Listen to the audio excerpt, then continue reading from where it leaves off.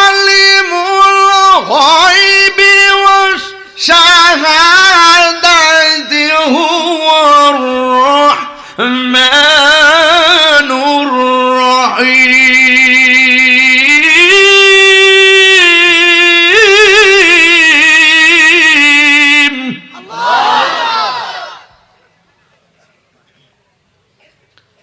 আল মালিক রাজুরে, আল কুদ্দুস, আসসালাম, আল মুমিন, আল মুহাইমিন, আল আসিস, আল জব্বার, আল মুতাকাব্বির। জবান খুলে খুলে সুবহানাল্লাহ। যা কেউ দেখে না দেখে কে? হে যুবক, তার মানে বোঝা গেল যার্রা যার্রা পরিমাণ হিসাব নিবে একজন। জবান খুলে বলেন তিনি কে? তাইলে এখন যে আপনি রাত্রিবেলা এশার নামাজ না পড়ে রাত্রিবেলা ঘুমায়া গেছেন, এই ঘুমের ঘরে আপনার শেষ ঘুম চিরনিদ্রা হতে পারে কি পারে না? এরপর আপনি এশার নামাজটা সাইরা দিয়া রাত্রে ঘুমাইছেন, আল্লাহ মায়া কইরা সকালবেলা আলো বাতাস দেখাইছে।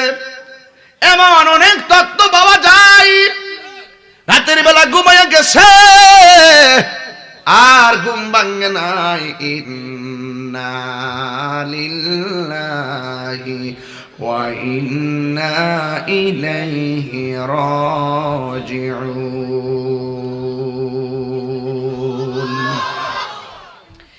এই ঘুম আপনার চিরনিদ্রা হয়ে গেল। এমন অনেক তত্ত্ব শোনা যায়, ঘুমের ঘরে মানুষ মরে থাকে, আর আপনি আল্লাহর সঙ্গে নাফরমানি করে রাত্রে ঘুমায়া গেছেন। ঘুমের ঘরে চিরদিনের জন্য আর নাও আসতে পারতেন, আল্লাহ সকালবেলা উঠায় আবার খাওয়াইতাছে, পড়াইতাছে, ঘুরাইতাছে। আপনারা জবান খুলে বলুন এই ক্ষমার মালিক কে? আল্লাহ। ওয়া হুয়াল গফুরুল ওয়াদুদ। আল্লাহু আকবার। এই ছেলে, এই বসো। ওয়া হুয়াল গফুরুল ওয়াদুদ যুল আরশিল মাজিদ।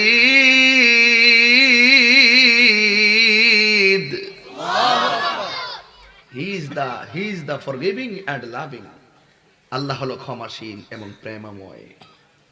বান্দারে রাতে নামাজ পড়স নাই, বড় গুনাহ করছস। ইচ্ছে করলে আল্লাহ সকালবেলা তোরে ফ্যাট ফুলা বন্ধ, শ্বাস আসা বন্ধ, ডেড বডি বানিয়ে ফেলাইতে পারতো। এরপরে আল্লাহ তোমার চড়াইতেছে, কারণ আল্লাহ তো প্রেমময়। জোরে কন্যা সুবহানাল্লাহ। এই ভুবনটা তো প্রেম নিয়ে সাজাইছে। Allah is the forgiving and loving, ওয়াল আউয়াল ওয়াল আখির ওয়াল যাহির ওয়াল বাতিন। Allah is the first, last, open and secret. যা কেউ দেখে না দেখে একজন, জবান খুলে বলুন তিনি কে? আল্লাহ। সিস্টেম তো এটাই। কিন্তু মনে রাখবেন, যতই বাহাদুরি করেন না কেন, 25 দিন আগে কি দিয়া ভাত খাইছেন, কার সঙ্গে কয়টা কথা বলছেন আপনি ভুলে গেছেন। কিন্তু 50 বছর আগে আপনি কোন দিন কয়টা কথা বলছেন, কয়টা গুনাহ করছেন, কয়টা সত্য কথা বলছেন, কয়জন মানুষকে দেখেছেন, একজনের দফতরে সব লেখা আছে। জবান খুলে বলুন তিনি কে? বাঁচার রাস্তা আছে না? যেহেতু বাঁচার রাস্তা নাই, তাইলে সব দান্দালি, বাটপারি, টেন্ডারবাজি, রাহাজানি, খুন, গুম, চিন্তাই, মুনাফিকি, গীবত, চুগলখড়ির সব কিছুর অবসান ঘটবে একটা জিনিসের মাধ্যমে, যেই জিনিসটার নাম হইল মৃত্যু। কথা বলেন ঠিক কিনা? মৃত্যু। কারণ আপনার শুরুর মালিক যিনি, শেষের মালিকও তিনি। কথা কোন? শুরুর মালিক যিনি, শেষের মালিকও তিনি। তিনি। ইন্নাহু হুয়া ইউবদিউ ওয়া ইউঈদ।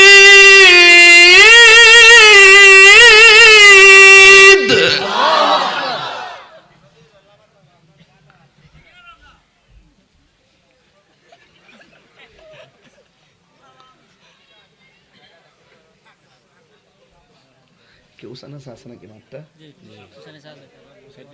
এরা কি একতলা আর হেরা নিচতলা? আরে বাইরে লেগছে রে।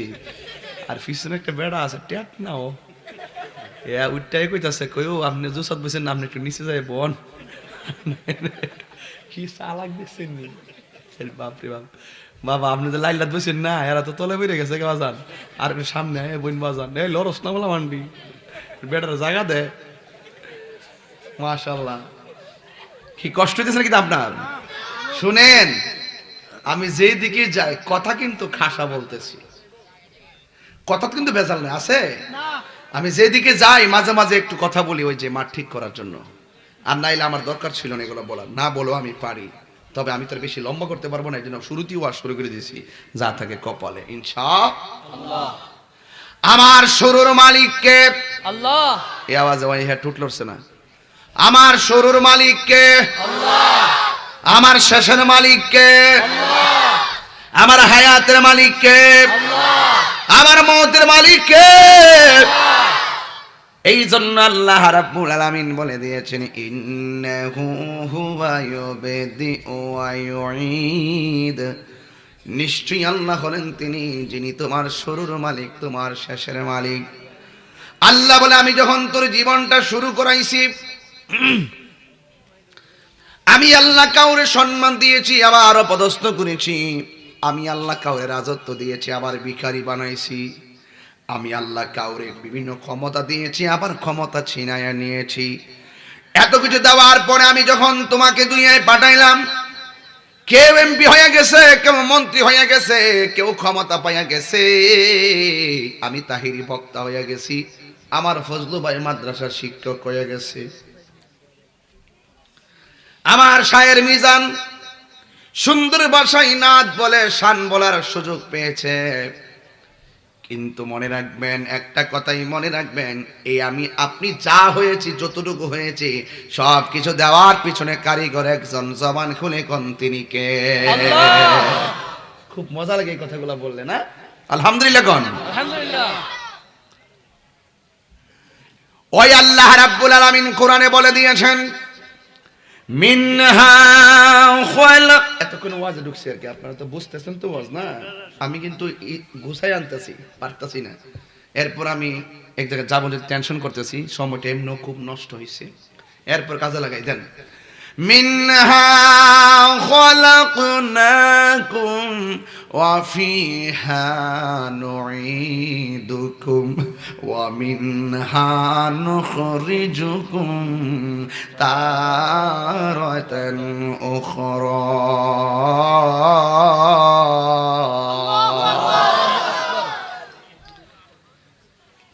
এই আয়াতটা আমরা সব সময় একটা জায়গায় গেলে বেশি পড়ি, যখন লাশটারে কবরের ভিতরে দেয়, উপর দিক দিয়ে বাঁশগুলো দেয়, চাটাইগুলা বিছায়া দেয়, এরপরে আমরা মুষ্টি মাটি যখন দিই আমরা বলি মিনহা খালাকনাকুম ওয়া ফিহা নুঈদুকুম ওয়া মিনহা নুখরিজুকুম তারাতান উখরা। এই দুনিয়া ছেড়ে চলে যাবে একদিন, মায়ারি বাঁধন ভেঙে যাবে একদিন। বলেন এ দুনিয়া ছেড়ে চলে যাবে দিন, মায়ারি বাঁধন ভেঙে যাবে একদিন। আসব না আমি আর, আসব না এ ভুবনে কোনো দিন, এ দুনিয়া ছেড়ে চলে যাবে একদিন, মায়ারি বাঁধন ভেঙে যাবে একদিন। বলেন মায়ারি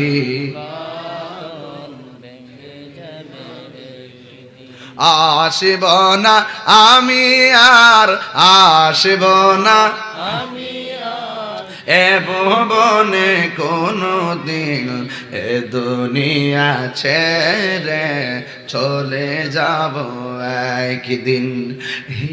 যে বাড়ি গাড়ি ক্ষমতা সবই চলে যাব আমি, পরে রবে সবই। এই যে বাড়ি গাড়ি ক্ষমতা সবই চলে যাব আমি, পরে রবে সবই। দুনিয়ার মায়া সব, দুনিয়ার মায়া সব পরে রবে একদিন। এ দুনিয়া ছেড়ে চলে যাবে একদিন। মায়ারি বাদন ভেঙে যাবে একদিন। আসব না আমি আর, আসব না এ ভুবনে কোনো দিন, এ দুনিয়া ছেড়ে চলে যাব একদিন। মায়ারি বাঁধন ভেঙে যাবে একদিন। জোরে জোরে কি আল্লাহু আকবার বলা যাবে না? আল্লাহ বলে মিনহা খলাকনাকুম। এ বন্ধুরি, এই দেহ মাটি থেকে সৃজন, সেখানেই করবে আমাকে দাফন। তাহিরি মাহফিলে আসলে লক্ষ লক্ষ মানুষ হয়। সাক্ষ্য দিয়া মাহফিলে যাই, ট্রলার দিয়া মাহফিলে যাই, স্পিড বোটে মাহফিলে যাই, বিমান দিয়া মাহফিলে যায়, প্রাইভেট কার দিয়া মাহফিলে যায়, রিক্সা দিয়া মাহফিলে যায়, পায়ে হাইটে মাহফিলে যায়। যেখানে যাই লক্ষ লক্ষ মানুষ। আজকে ময়রা দেখি 3 দিন পর্যন্ত ফেসবুকে ঢুকতেই পারবেন না, শুধু তাহিরি সুখ বার্তা। 4 দিনের মাথায় নিউজটা পুরান হয়ে যাবে। আমার খবর আর কেউ নিবে না, আমার বাড়িতে আর কেউ দাওয়াতের সিরিয়াল ধরবে না। এই জন্যই এই দুনিয়াটার আমি বড় তুচ্ছ মনে করি। আরে আমি মারা গেলে আমার মরণের কষ্টের ভাগ আমার স্ত্রী নিবে না, আমার কবর আযাবের ভাগ আমার বহুলার বন্ধুরা নিবে না। যিনি আমার কবরে বন্ধু হবে তিনি আছে সোনার মদিনা। ঠিক কিনা? আর আওয়াজ করে কেন আল্লাহু আকবার কর না কেন? এই জন্য আমাকে আপনাকে চলে যেতে হবে। আল্লাহ কোরআনে বলছেন কুল্লু নাফসিন যায়িকাতুল মাউত। আল্লাহু আকবার। সকল প্রাণীকে মৃত্যুর স্বাদ গ্রহণ করতে হবে। কেউ আগে যাবে, কেউ পরে যাবে। গত 9 দিন হয়ে গেছে আমার খালাম্মা দুনিয়া থেকে বিদায় হয়ে গেছে, কিন্তু এতদিন হয়ে গেল আর খালাম্মার খাট একবারে খালি খালি পড়ে আছে। এইভাবে আপনার বাবা চলে গেছে, আপনার নানা চলে গেছে, আমিও চলে যাব, আপনিও চলে যাবেন। এই জন্যই তো আমার নবী, আপনার নবী বলছেন আমার আল্লাহ মেরাজে নিয়েছে। মেরাজে যাওয়ার সময় আমি একটা আযাব দেখছি, শুধু একটা নয়, হাজার হাজার আযাব দেখেছি। আমি দেখছি সব চাইতে কঠিন আযাব হলো কবরের আযাব। কথা বলেন ঠিক কিনা? এই কবর আযাবের মধ্যে আরো কিছু ক্লাস আছে, ক্লাস। আমার নবী বলেন কবরের মধ্যে সব চাইতে ভয়ঙ্কর আযাব দেওয়া হবে বেনামাজিকে। কি নামাজি? বেনামাজিকে যে আযাবটা দেওয়া হবে, আমার নবী আপনার নবী বলেন বেনামাজি হইয়া কবরে গেলে সবচাইতে কবরের মধ্যে যত আযাব আছে, একটা আযাব সবচাইতে বড় ভয়ঙ্কর। সেই আযাবটা হলো ডান পাশের মাটি একটা প্রান্তে যাবে, বাম পাশের মাটি আর একটা প্রান্তে যাবে। 2 পাশের মাটি এমন জোরে তোমার চাপা মারবো, হাড্ডি একটার ভিতরে আরেকটা হাড্ডি ঢুইকা যাইব। এমন ভাবে হাড্ডির ভিতরে হাড্ডি ঢুইকা গেলে আপনি এমন জোরে একটা চিৎকার মারবেন, আমার নবী বলে উম্মত, তার কান্নার আওয়াজ এত ভয়ঙ্কর হবে, এই দুনিয়ার মানুষ যদি তার কান্নার আওয়াজটা শুনতো তাদের কানের পর্দা ফাইটা রক্তক্ষরণ হইতে হইতে মারা যাইতো। অথচ কবরের ভিতরে বাপটা সুখে কিনা দুঃখে আছে আমি জানি না, মাটা সুখে কিনা দুঃখে আছে আমি জানি না, দাদাটা সুখে কিনা দুঃখে আছে আমি জানি না। আমি আছি দুনিয়ার জমি জামা লইয়া ঠেলাঠেলি, আমি আছি চাকরি বাকরি লইয়া ধাক্কা ধাক্কি, ওয়াজ মাহফিল লইয়া শিডিউল নিয়ে ঠেলাঠেলি, আমি আছি দুনিয়া দুনিয়া কইরা, অথচ আমি একবার ভাবলাম না এই জমিন আমার না, আমি একবার ভাবলাম না এই ক্ষমতা তো আমার না। এই সব কিছুর ক্ষমতার মালিক একজন, জবান কোনে কোন তিনি কে? পরের জায়গা পরের জমিন ঘর বানায় আমি রই। বাজান একটু শান্তন গাই, গাইলে একটু ভালো লাগে আর কি আমার কাছে, আমি ওয়াজের সাথে মিলে গামু। এই দুনিয়ার কিছুই আমরা না, সব তুচ্ছ। বলেন পরের জায়গা পরের জমিন আমি তো সেই ঘরের মালিক নয়, বলো পরের জায়গা পরের জমিন। এরে শরম নাই, শুক্রিয়া নাই, শুক্রিয়া নাই, শুক্রিয়া নাই, শুক্রিয়া নাই। সেই ঘরখানা যার জমিদারি আমি পাই না তাহার হুকুম জারি, সে ঘরখানা যার আমি পাই না তাহার হুকুম জারি, আমি পাই না জমিদার রে দেখা, আমি পাই না জমিদার রে দেখা, মনের দুঃখ কারে কই,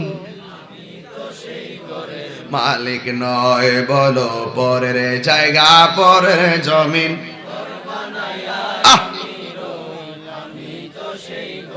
খুব ভালো লাগতেছে, বলেন না, বলেন না, পরের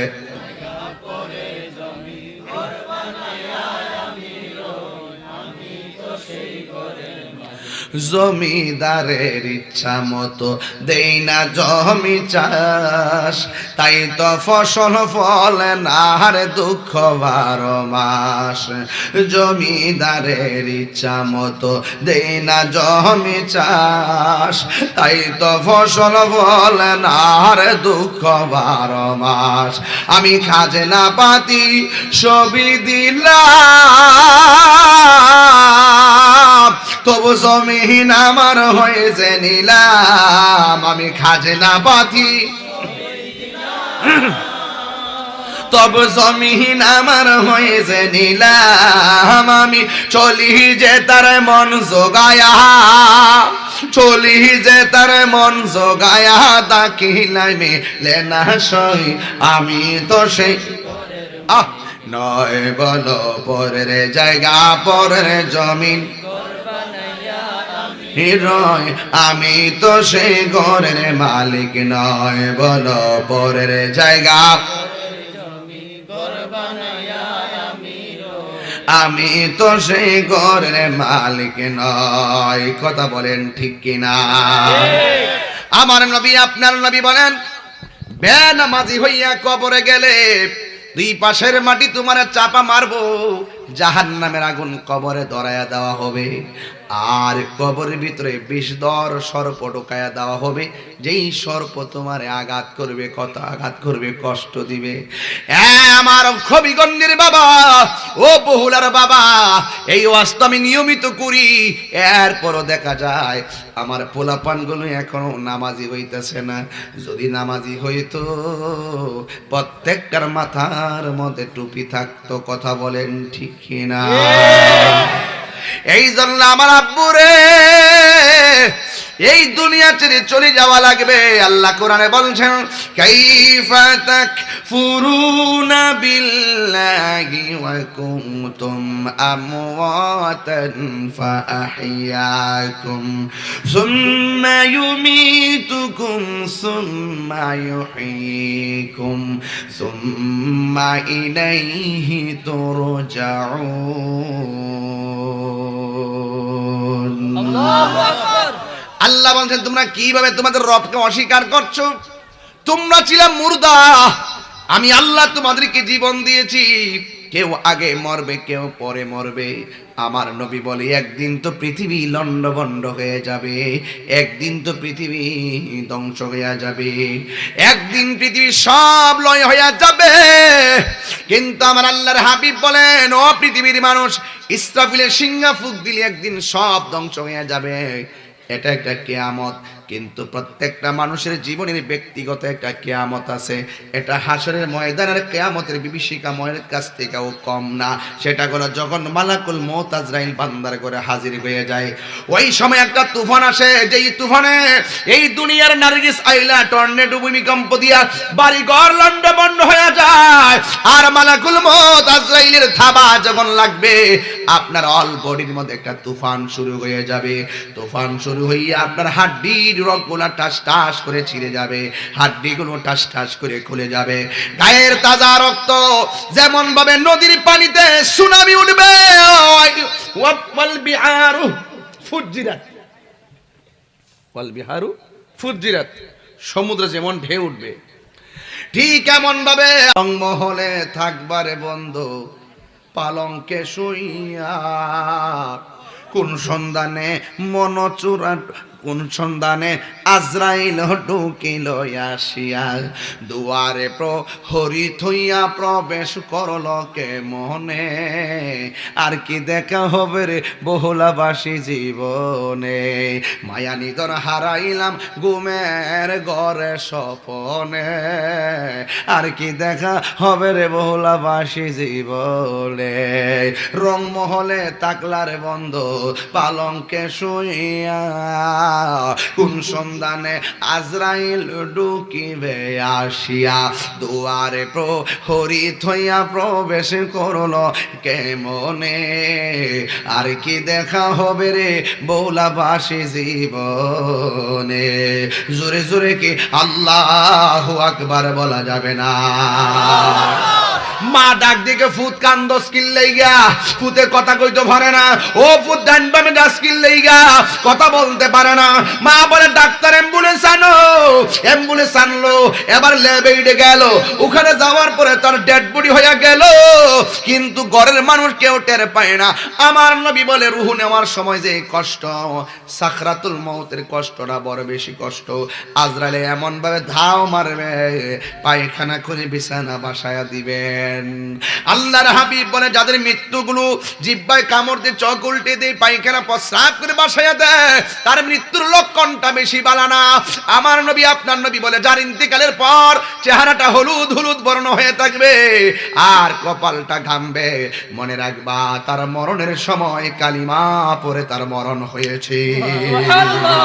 আরে বড় করে বলেন না সুবহানাল্লাহ, জোরে বলেন না কেন? আরে আওয়াজ কে বলেন আল্লাহ। এই মরণ আমাদের নসিব হবে কিনা জানি না। এই জন্য যুবক নাপাক হইয়া চলবা না, সবসময় আল্লাহকে বলবো আল্লাহ মৃত্যু দিলে পবিত্র অবস্থায় মৃত্যু দিও। যে কোনো মুহূর্তে মৃত্যু আসতে পারে, পারে কিনা? পারে।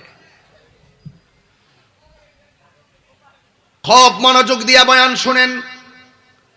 আল্লাহ বলছেন তুমি ছিলে মুর্দা, আমি আল্লাহ জীবন দিয়েছি। জীবন দেওয়ার পরে আমি আল্লাহ মৃত্যু দিয়েছি। মৃত্যু দেওয়ার পরে কবরে যাওয়ার পরে আবার জীবন দিব। সুবহানাল্লাহ। এরপর আমি আল্লাহ রাব্বুল আলামিনের দিকে তোমাদেরকে নিয়ে আসবো। সুম্মা ইলাইহি তুরজাউন, আমি আল্লাহর দিকে তোমাদেরকে ফিরে আসতে হবে। কথা বলেন ঠিক কিনা? এই জন্য একটা মরণ হলো কষ্টের মরণ, আর একটা মরণ হলো আনন্দের মরণ। আপনারা বলেন আমরা সুখ চাই কি চাই না? আরো জোরে কোন চাই কি চাই না? এই কবর আজকে দিকে ১৫০০ বছর আগে যারা কবরে গেছে এখনো তারা কবরের ভিতরে পড়ে আছে। হয়তো তাদের কবরের চিহ্ন নাই, হাড্ডি হয়তো মাটির সঙ্গে মিশে গেছে। আমিও যদি এখন মারা যাই ১৫০০ বছর পরে যদি কিয়ামত হয়, আমাকেও কিন্তু এইভাবে একা একা কবরে পড়ে থাকতে হবে। বন্ধুরে, বাপটা গুরুস্থানে শীতের দিন কেমনে মাটিত পইরা রইছে কবরে নেই না। ঘরের টিনের ঘরের চাল দিয়া ১ ফোঁটা পানি পড়লে ছিদ্রটা বন্ধ করে দেই, ঘরে যেন পানি না ঢুকে। উপর দিক দিয়ে যেন পানি না পড়ে, আজকে আমাদের উপরে যেন কুয়াশা না পড়ে। শীতের দিন উপর দিক দিয়ে সামিয়ানা দিলাম, দেখেন তাকায়া পানিগুলা টপ টপ করে, এই জন্য আমরা সামিয়ানা লাগাইলাম। কিন্তু কবরের ভিতরে যে আপনার বাবা পড়ে আছে, মুষলধারে কয়েকদিন আগে বৃষ্টি হয়েছে, এই বৃষ্টির পানি দিয়ে কবরটা গলা পর্যন্ত হয়ে গেছে। না কবরের পানিটা শিসলাম, না বাবার কবরের অবস্থা জানতে পারলাম। আমিও চলে গেলে এমন ভাবে পড়ে থাকবো, 150 বছর পরে কেন 100 বছর পরে আমারে কেউ মনে রাখবে না। এই জন্য এই দুনিয়ার কেউ কারো নয়। ও যুবক, শুধুমাত্র নামাজ পড়বা, নামাজ পড়বা, তবে মুনাফিকি করা যাবে না, গীবত করা যাবে না, আল্লাহর সঙ্গে নাফরমানি করা যাবে না। যারা গীবত করেন, চুগলখড়ি করেন, এই চুগলখোরদের শাস্তি কবরে বেশি হবে। যারা প্রস্রাব কইরা পবিত্রতা অর্জন করে না, এদের শাস্তি কবরে বেশি হবে। আস্তানজিহানিল বাউলে ফাইন্নাহু আম্মাতু আযাবিল কবর।